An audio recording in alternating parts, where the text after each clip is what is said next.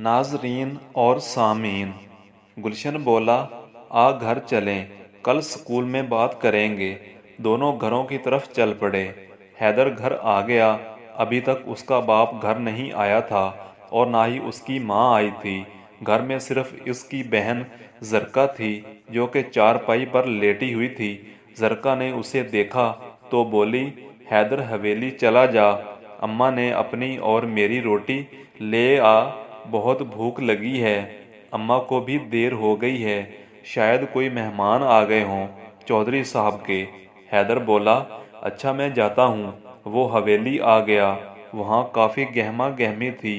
करीब जाकर पता चला कि चौधरी इरफान का छोटा भाई चौधरी रियासत मिलने आया हुआ है अपनी फैमिली के साथ। चौधरी रियासत अपने बड़े भाई चौधरी इरफान से 10 साल छोटा था। 40 साल का खूबरू था।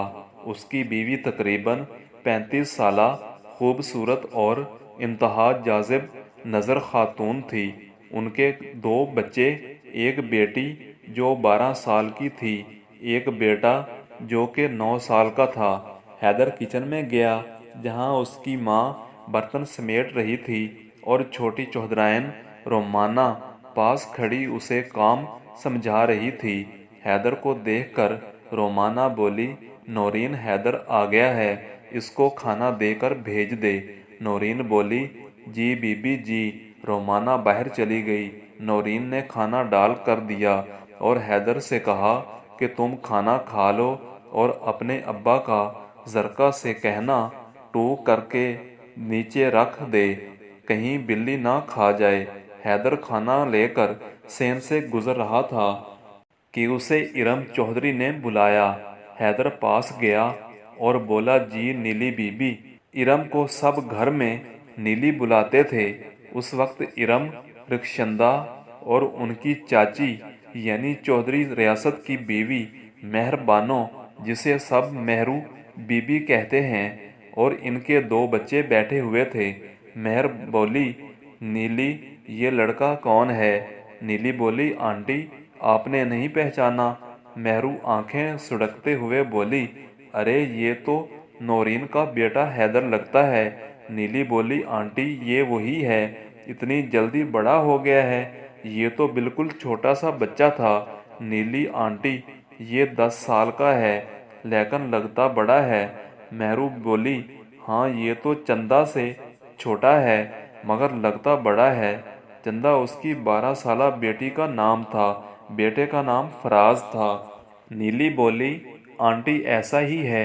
नीली बोली, हैदर ऐसा करो, ये खाना यहाँ रखो, हमें दुकान से बोतल ला दो। हैदर बोतल लेने चला गया। वापस आया तो नीली बीबी और बाकी सब उठकर अंदर जा चुके थे। सेन में मासी बरकत और उसकी बेटी शादो खड़ी थी।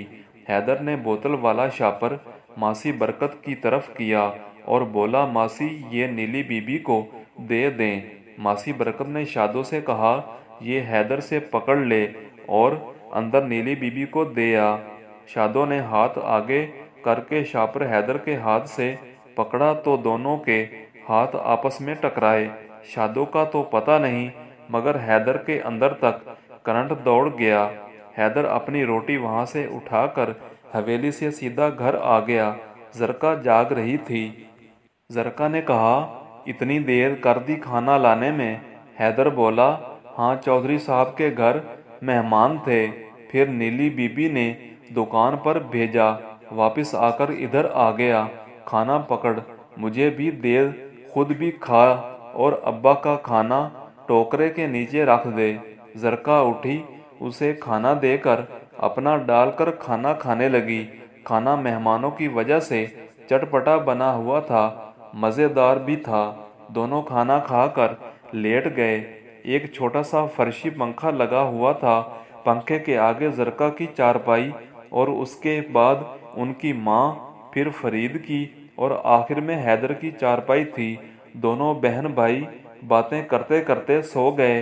रात ना जाने कौन से पहर हैदर की प्यास से आंख खुल गई। चटपटा और मसालेदार खाना खाने की वजह से प्यास लगी। उसका रुख अपने बाप फरीद की चारपाई की तरफ था। उसकी आंख खुली तो चारपाई खाली थी। माँ की चारपाई की तरफ देखा तो वो भी खाली थी। एक बार तो वो परेशान हो गया कि अभी तक उसकी माँ और बाप नहीं आए। वो उठकर बैठ गया, मगर जब उसने गौर से माँ की चारपाई की तरफ देखा तो उस पर नौरीन का दुपट्टा पड़ा हुआ था और फरीद की कमीज भी उसके सरहाने पड़ी हुई थी। हैदर ने मुड़कर कमरे की तरफ देखा तो अंदर बल्ब की रोशनी जल रही थी। इसका मतलब है कि दोनों अंदर थे। उसने सहन की नुक्कड़ पर पड़े हुए घड़े से पानी पिया और चारपाई की तरफ चल पड़ा। अचानक उसे शैतानी ख्याल आया कि अंदर देखे तो सही क्या हो रहा है। वो आहिस्ता आहिस्ता चलता हुआ अंदर दरवाजे के पास आ गया। उसकी दरमियानी लकीर से अंदर का मंजर साफ नजर आ सकता था। हैदर ने जब झुककर अंदर देखा तो दंग रह गया। नौरीन और फरीद अंदर थे। फरीद खड़ा हुआ था और नौरीन पाँव के बल नीचे बैठी हुई थी।